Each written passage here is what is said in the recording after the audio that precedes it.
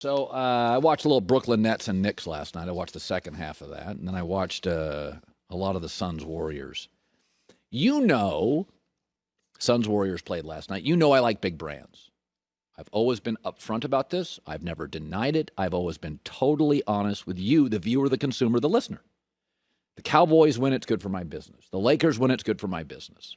The Yankees win, it's good for Fox and our playoff baseball coverage business. Notre Dame football, Duke basketball. Like the big brands are good.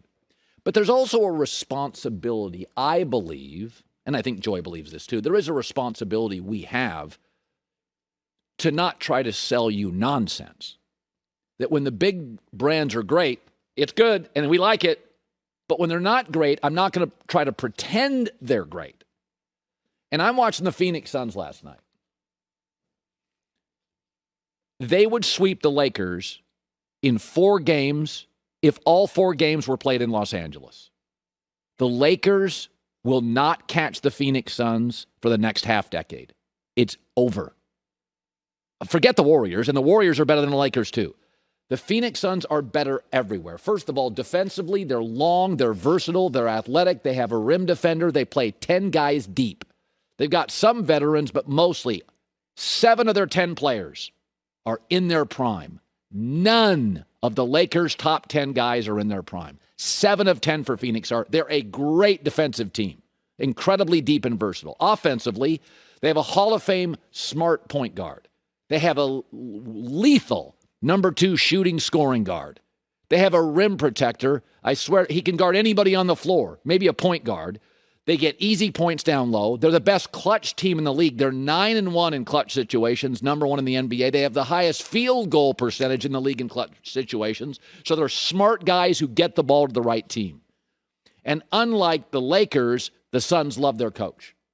The Lakers are Jurassic and old and outdated and tired. The bench is old. The starters are old. AD's brittle. Westbrook in crisis is a disaster.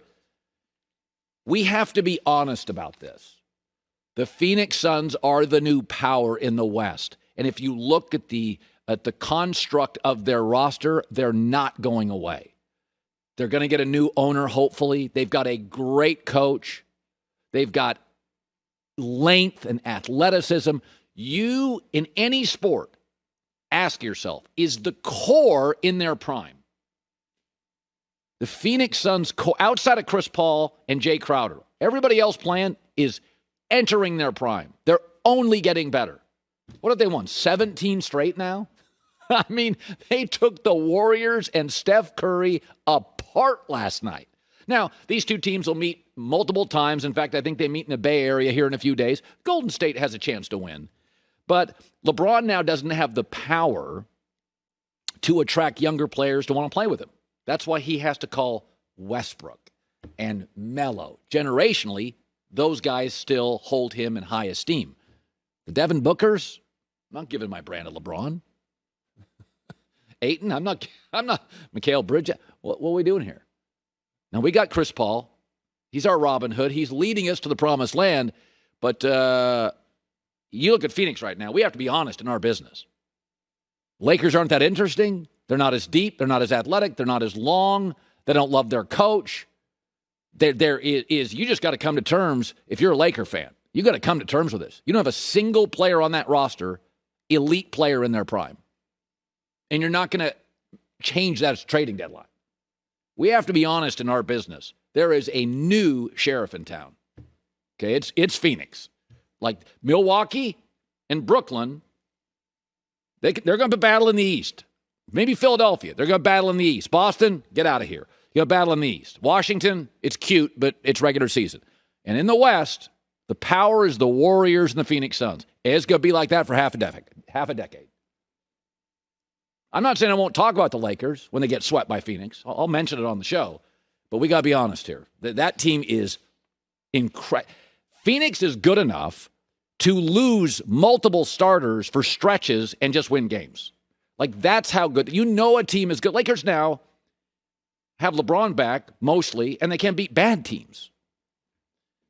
So I'm all in on Phoenix. I found the Phoenix Warriors first quarter last night. It was like 35-31.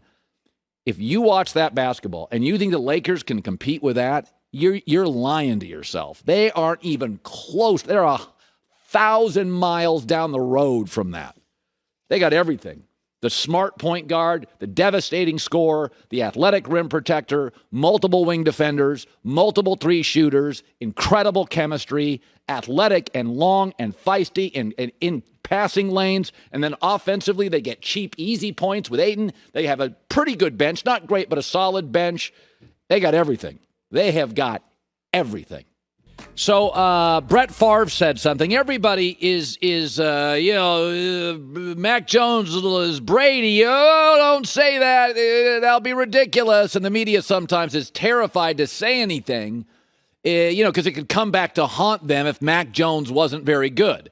But the comps for Mac Jones and Brady, you can see them. And I'm not talking Brady now. I'm talking Brady when he was 23 years old. So Brett Favre talked about it on Sirius XM. Nobody is comparing Mac Jones to Tom now, but let's go to when Tom was that age. So in high school, they were both good recruits.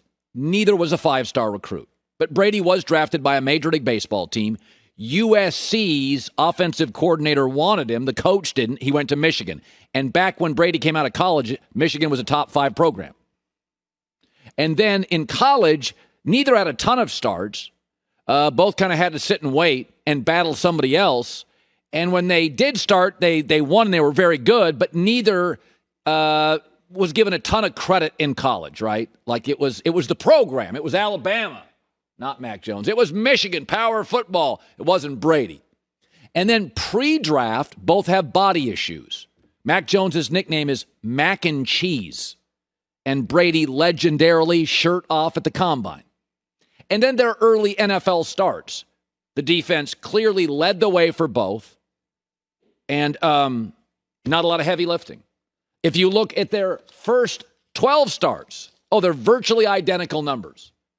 Both have an excellent offensive coordinator. Tom had Charlie Weiss. Mac Jones has Josh McDaniel. Both have Belichick. Both have great defenses. Their paths, their resumes early are virtually identical. Even their bodies. Mac is 6'3", 216. Tom was 6'4", 210. Neither hyper-athletic, neither with a cannon but a good arm sufficient, and both lauded for their leadership and pre-snap abilities. Blockbuster and Netflix, it's not a bad comp. They did look a lot like each other years ago. They don't today. Andrew Luck and John Elway out of Stanford. The comp was absolutely true. One's a Hall of Famer and a legend. One left earlier than we wanted. But the comps were okay. If you go to Bill Belichick, 1991, it's out in the internet now, his Bible on what he looks for from a quarterback. This is Belichick's What I Look For in a Quarterback in 1991. I'm looking at it now. It's on the internet. It reads Brady and Mac Jones. Leadership, accuracy, don't need you to be hyper athletic. All the things Belichick in 91 wrote down that he wanted in a quarterback today in 2021 sound exactly like Mac Jones and sounded exactly like Tom Brady. The comp's accurate. Young Tom and Mac today, the box is just check. Old Tom, Joe Montana doesn't even compare to him anymore. Hi, everybody. Thanks for watching. Subscribe here to get the latest from the show. Also, be sure to check out more of the best clips from The Herd or go watch a few segments from other shows on FS1.